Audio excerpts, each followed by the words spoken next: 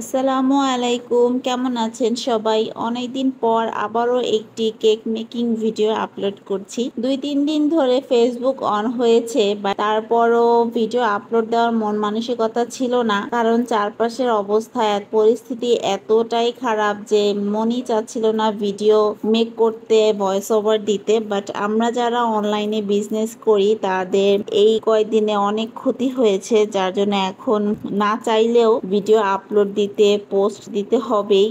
তো আজকে আমি যেই কেকটি ডেকোরেশন করছি এইটা ছিল 2 পাউন্ডের একটি ভ্যানিলা কেক। কেকটি আমার আরো আগের বানানো, আমার একজন ভাইয়ার ফ্রেন্ড কেকটি অর্ডার করেছিলেন। কেকটির ডিজাইন একদমই সিম্পল দিতে বলেছিলেন, কারণ তারা এটি নর্মালি খাওয়ার জন্য নিয়েছেন। কেকটিতে আমি 3টি স্লাইস করে নিয়েছি এবং প্রত্যেকটি স্লাইজে ক্রিম ফ্রস্টিং করে নিয়েছি। এরপর আমি কেকটিকে ক্রাম কোট করে নিচ্ছি সুন্দরভাবে। ক্রাম কোট করার পর আমি ফ্রিজে রেখে দিব কিছুক্ষণ কেকটি সেট হওয়ার জন্য। আমি একটি পাইপিং ব্যাগ দিয়ে কেকের চারপাশে ক্রিম দিয়ে দিচ্ছি। এরপরে উপরটাতেও আমি ক্রিম দিয়ে নিচ্ছি।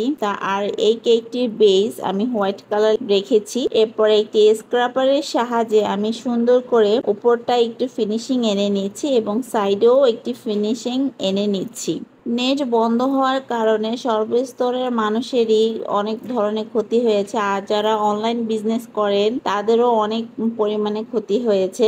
না চাইলেও এই কাজটি করতেই হবে, যেহেতু এটা আমার বিজনেস। আর নেট চলে যাওয়ার পর আপনারা কি করছেন সবাই কমেন্টে জানায়েন। আমার তো প্রথম দিকে এত টেনশন ছিল সবকিছু নিয়ে যে কি হচ্ছে, হঠাৎ করে নেট বন্ধ হয়ে গেল, চারদিকের খবর কোনো কিছুই পাচ্ছিলাম না। আর যখন নেট ছিল প্রথম 3-4 দিন তো আমার রাতে একদম ঘুমই আসতো না যে কি হবে, রাত্রে কি হবে। চারদিক থেকে এত নিউজ ফেসবুকে আপলোড হচ্ছিল, কোনটা আসল কোনটা ফেক বোঝাও যাচ্ছিল না। প্রথম দিকে সবকিছু মিলে একদম একটা যাতা অবস্থা হয়ে গেছিল। আর এইসব টেনশন আমি রাতে একদম ঘুমাতে পারতাম না, কি যেন হবে, কি যেন হঠাৎ করে একটা খবর আসবে। তো এইসব ভাবনা, এরপর তো নেটটা বন্ধই হয়ে গেল।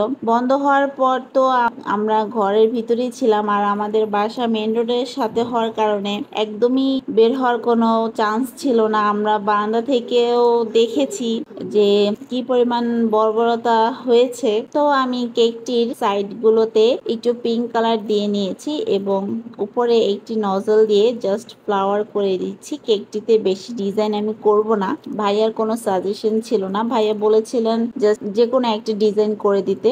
তো এই হচ্ছে আমার কেকটির ফাইনাল লুক। কেমন হয়েছে কমেন্ট করে জানাবেন এবং লাইক, ফলো, শেয়ার করতে ভুলবেন না। ধন্যবাদ সবাইকে।